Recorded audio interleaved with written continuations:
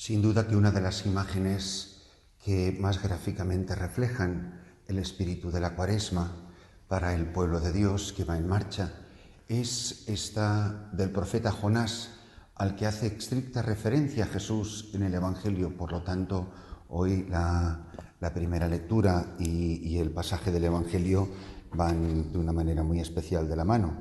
El pasaje del Antiguo Testamento está tomado del profeta Jonás al principio del capítulo 3 y el pasaje del Evangelio de San Lucas en el capítulo 11. Tanto el uno como el otro, lógicamente, se iluminan y nos ayudan a entender lo que quiere decir Jesús, puesto que el pueblo de Israel, a quien se está dirigiendo el Maestro, entiende perfectamente porque conoce las Escrituras y ha escuchado estos pasajes. Jesús está en un contexto de gente que quiere creer, pero que le llama la atención lo espectacular. El haznos signos, continuamente pidiéndole pruebas, dudando de su palabra. Y Jesucristo hace una afirmación capital: no se le dará a este pueblo más signo que el signo de Jonás. Así como estuvo Jonás 3 días y 3 noches en el vientre del cetáceo, así va a estar el Hijo del Hombre en el vientre de la tierra tras la crucifixión. Ellos entienden perfectamente lo que Él quiere decir y por eso se sienten ofendidos. Me estáis pidiendo signos espectaculares para creer o no para creer, simplemente porque soy un funambulista, un malabarista, el artista del circo de la vida en el que vosotros queréis entreteneros. Y yo no he venido ni a resolver los problemas como varita mágica, no he traído la lámpara de Aladino, sino he venido a dar la vida, he venido a entregarme por vosotros. Por supuesto que hay muchísimas desemejanzas, cosas en las que son en contraste, están en contraste Jonás y Jesús. Por eso el aspecto concreto del que se fija Jesús es el de estar estos 3 días y noches en el vientre del cetáceo. El signo es poderosísimo, este de Jonás. El signo de Jonás significa el drama de un hombre. Hemos hablado muchas veces de los verdaderos y de los falsos profetas. El verdadero profeta y el falso profeta se diferencian radicalmente en estas características. En primer lugar, el falso profeta no es ni siquiera profeta, porque nadie se autoproclama profeta. Es elegido por Dios, es una elección libre, inexplicable de Dios. Es más, muchas veces el elegido se va a resistir a Señor Yahvé, mira que soy un muchacho que no sé hablar, como en el caso de Jeremías o Isaías, soy un hombre de labios impuros, o simplemente el que no conoce la voz del Señor, como el niño Samuel. Siempre hay una situación de conflicto, de conciencia, de indignidad, de sentirse incapaz para la misión a la cual llama el Señor.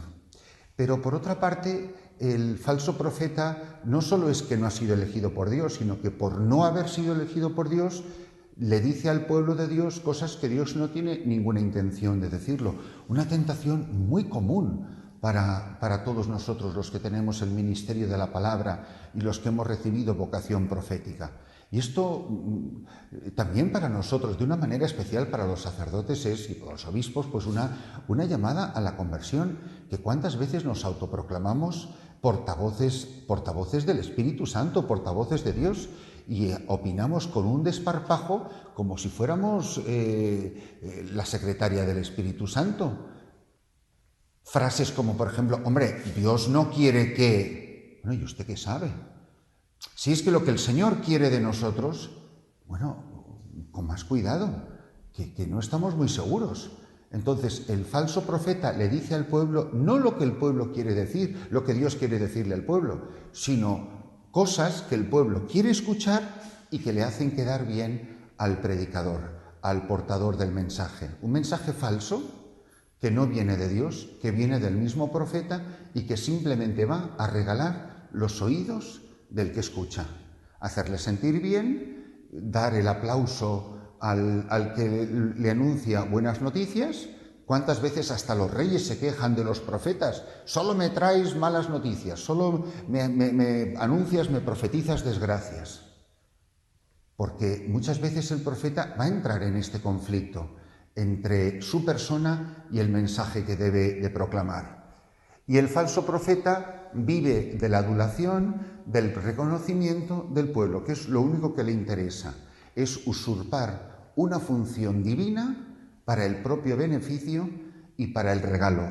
El resultado es fatal, porque el pueblo se extravía, el pueblo se pierde y va a la ruina. Y es responsable tanto el que usurpa la función como el pueblo mismo.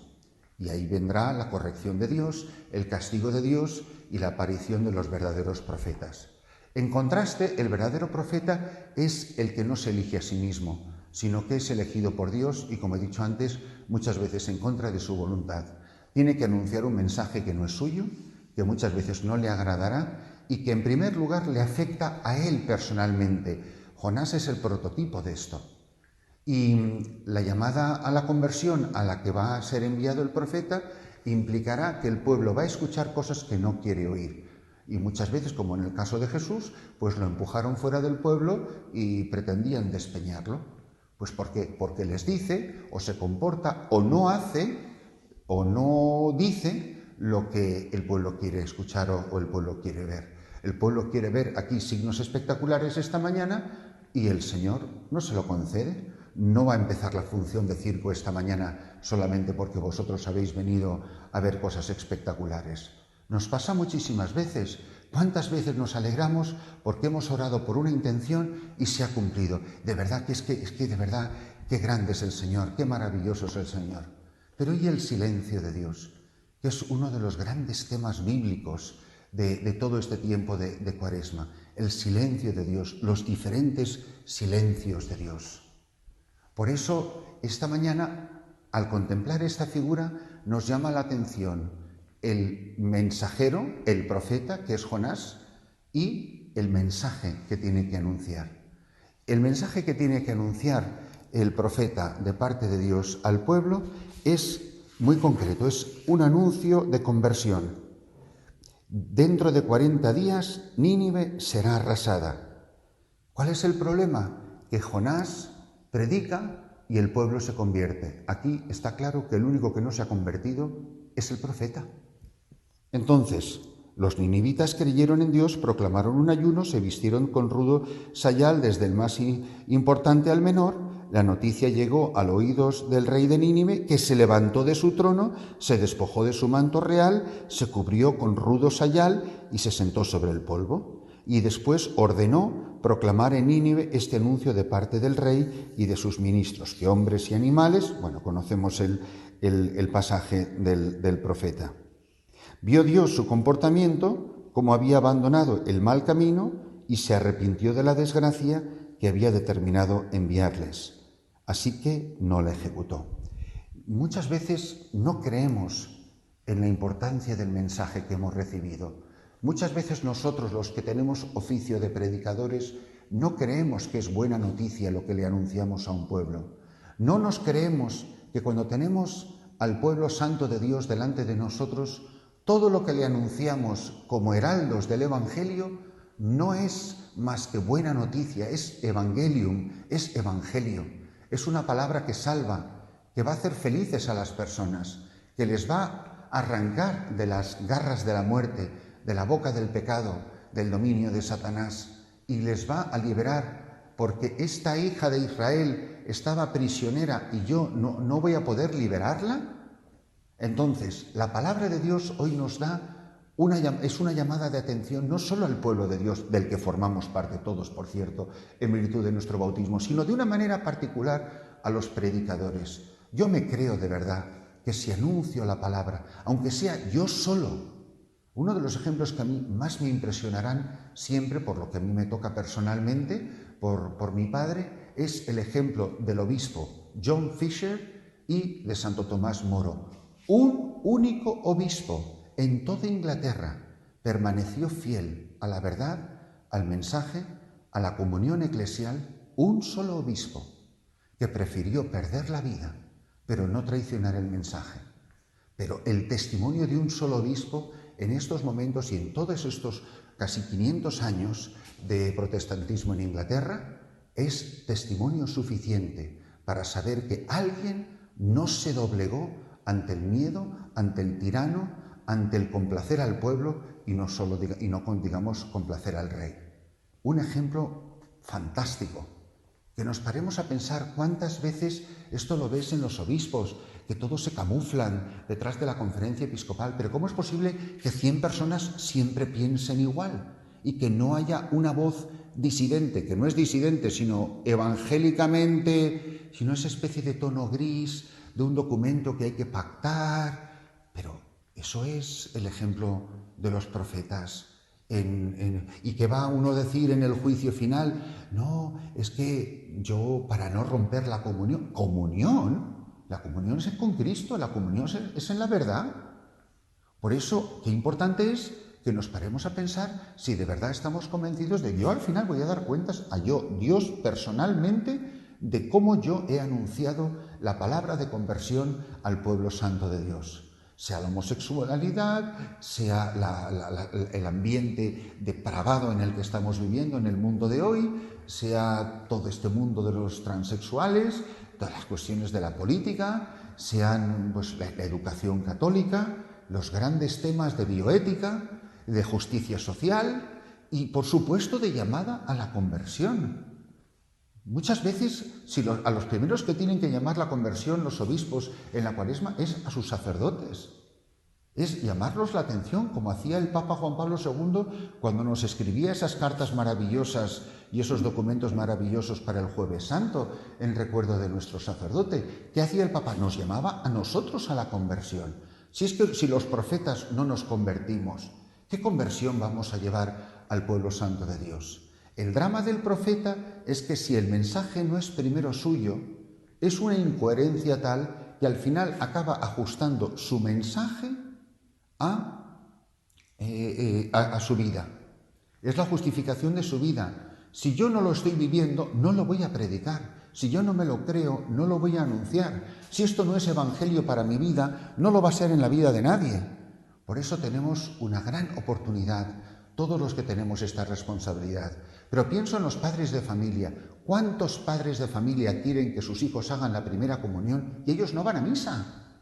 ¿Cuántos padres llevan a sus hijos a bautizar y ellos no pisan la iglesia? Es más, ni siquiera están casados por la iglesia. Y como nosotros ya le echamos el agua a todo el mundo, porque en el fondo pues da igual, ¿cuántas personas van a comulgar en pecado mortal? O sea, si yo fuera párroco ahora mismo en una parroquia grande con cientos y cientos de feligreses, no me dolería el corazón de ver una fila interminable de gente que está acercándose a comulgar sin juzgar a nadie particularmente porque no soy quien. ¿Cuánta gente estará comulgando en pecado mortal? Yo soy obispo y pienso, ¿cuántos de mis sacerdotes están cometiendo sacrilegios simplemente celebrando la misa en pecado mortal? Y todo esto a mí no me parte el corazón. Y no digo nada, no publico nada, no se oye nada. Porque mirad, cuando se quieren oír la voz de los sacerdotes, bien que se oyen, ¿eh? Y cuando se quiere oír la voz de un obispo que quiere decir 4 cosas, bien que se dice. Por eso tenemos una enorme responsabilidad de que se sepa lo que pensamos. Luego nos harán caso o no nos harán caso. El pueblo se convertirá o no se convertirá. Pero yo no voy a ser responsable del castigo que le va a caer al pueblo porque yo no dije la verdad, porque yo no fui el signo de Jonás. Pero mi palabra, y con esto termino, será eficaz únicamente en la medida en que yo me he configurado con el mensaje. No hay conversión que valga, que yo pueda anunciar, si yo no soy el primero que me siento llamado a la conversión. Igual que Jesucristo es sacerdote y víctima, yo soy mensajero y mensaje. El mensaje, mucho antes de ser lo que digo, el mensaje es, sobre todo, mi vida. Pues que en cada uno de nosotros, en la celebración de esta Santa Eucaristía, nos paremos a pensar, ¿soy signo de Jonás para aquellas personas a las que he sido enviado? O, al contrario, estoy continuamente haciendo cositas que pueden ser más espectaculares que simplemente ir gastando la vida, dando la vida, entregando la vida, como hacen los santos, como hacen sobre todo los santos de vida activa. ¿Soy de verdad un hombre, una mujer que se ha identificado con el mensaje que anuncia y que predica? Pues que cada uno de nosotros, al irse adentrando en la espesura de esta Cuaresma, se vaya preguntando sinceramente si mi vida entera se está convirtiendo en evangelio, un evangelio que es llamada a la conversión, que no me dé miedo decir la verdad a quien necesita escuchar una palabra de conversión.